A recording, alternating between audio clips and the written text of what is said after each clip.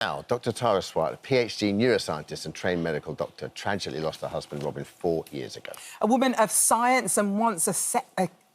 Skeptic, yeah. Sorry, I do apologise. And once a skeptic, Dr. Tara believes that she started receiving signs from her husband and claims to have cracked communication with those that have passed. And she's here with us now to tell us more. Congratulations on the new book. Thank you so much. The signs. I mean, so many people are going to resonate with this. So many people have lost somebody and want to see signs from their partners. So tell us a little bit, firstly, let's talk about Robin, because he's the main reason why this came about. What was he like? Tell us a little bit about him. He was kind of like your soul partner, wasn't he? Yeah, I called him my twin flame, and that's when a soul becomes so full of love that it splits into two, so you're actually like the same soul. And he was just so warm and kind and funny. I'm just sad that I had such a short time with him, but also still very grateful that I had him in my life at all. Yeah. And still do feel very connected. So after he passed, how long was it before you felt the connection, and was it straight away, or did you start to see him? Well, weirdly, looking back, I would wake up freezing cold every morning, blast up the heating. By the time people came to visit me, it was like a sauna. It was kind of embarrassing, like I had to open the windows and cool it down. And that would have been when he was in the morgue, and he hated being cold. I only really realised that later. So you think he was sending you that sign in the bedroom, making it cold, so you could feel what he was going through? I think that now, yeah. I didn't realise it at the time.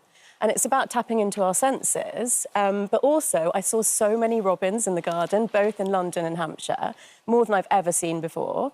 And a lot of people say robins appear when loved ones are near, but that was his name, so it was even, you know, more so for me. And then eventually it made sense to me that he would communicate with me through numbers, because he was in finance and he was obsessed with the Fibonacci sequence.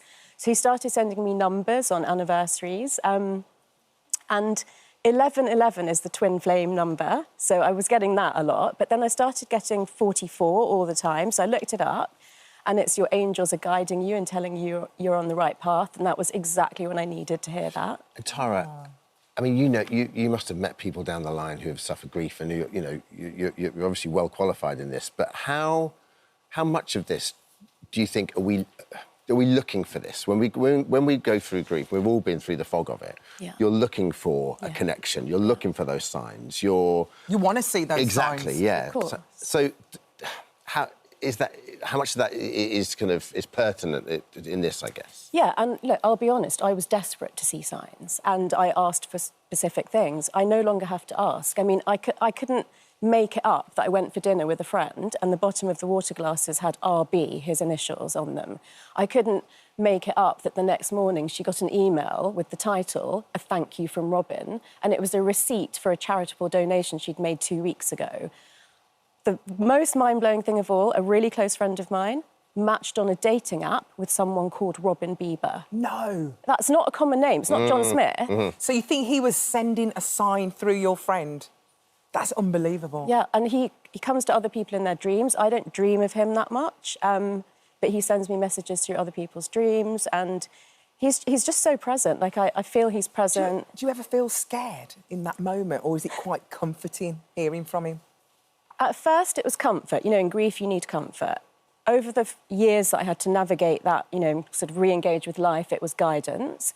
And now I would say it's joy. But he did appear by my bed 6 weeks after he passed away, and I was shocked and transfixed. I didn't really have time to think if I was scared or not, but that was kind of challenging in a way. It was, you know, I think I'm so lucky looking back that I've ever seen him again, because that's what anyone would want if they. So what, you physically saw him in the flesh? What do you mean? Not in the flesh. It was like 4 a.m. I felt this massive thump to my shoulder, woke up, could see something hazy, could feel the effort that he was putting in to push through, completely then saw the outline of his hair and his face, and then he dissolved from the top down, and my eyes went like this. I saw his shins and his feet, and then I just, like, gasped, and then I fell back asleep again. Wow. And Tara, it's not mutually exclusive to believe in science and also have faith, right? But it is, scientists, high-end scientists are more often than not probably agnostic or atheist. So what's been the reception like from your community? Like, when you talk to them, are they like, yeah, OK? Or, do you know what I mean? Or are they open to it? Do you know, I actually think it could have been such a massive risk for my career to even come out and say that I get thoughts in my head from my husband and I get signs from him. The response has been so overwhelmingly amazing. I've literally had thousands of messages from people, including clinical psychologists and doctors, saying that they've experienced the same thing. And I just feel really grateful that I've made people feel seen and heard and understood and not like they're going crazy. So with the book, A New Science of How to Trust Your Instincts, how do you trust your instincts? What can we get from this? What can you tell people? So for me, the main thing was that my friends created like a fortress around me. And so having people that give you psychological safety is really important.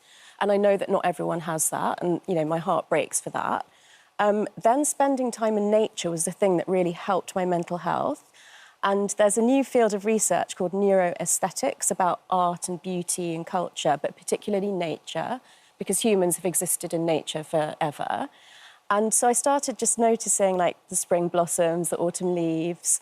And then, you know, I was more aware of seeing things like a white feather that landed on my doorstep when I came back from a trip to the US, or, you know, a robin in the garden. So this art of noticing is really important because we're in such a rush. Busy. Yeah. We're so busy now.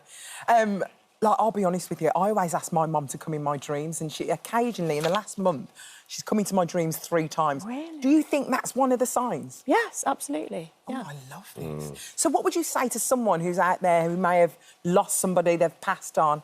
What would you say to them to try and communicate with them? Well, what I would say to you about your mum, and what I've said to all the people that I love, is think about her. Think of a really fond memory or an in-joke that you've got with her that only she and you would know. Yeah. Think of a symbol that represents that and ask her to send it to you. Oh, my goodness. Oh, I will. I'll do that. And just ask her out loud. Or in your mind, whichever. Oh, my gosh. I think whatever level it is, that there is a... People always talk to people that have passed, don't they? They get great comfort from it. Yeah, definitely. And is everybody capable of doing it? I believe everyone is capable. So I did, in my desperation, consult some mediums. But in the end, I was like, if it's possible, and I'm all about, you know, expanding my mind, and this was my best friend and closest person, I should be able to do it myself. And that's the decision that I made. I feel like he also had to learn how to do it, and it was kind of like... So you've both learnt how to do this communication? Yeah. Thank you so much for joining us. Thanks, Tara. Thank you. The book is out, The Signs, and that's by Tara. Yeah, The New Science of How to Trust Your Instincts.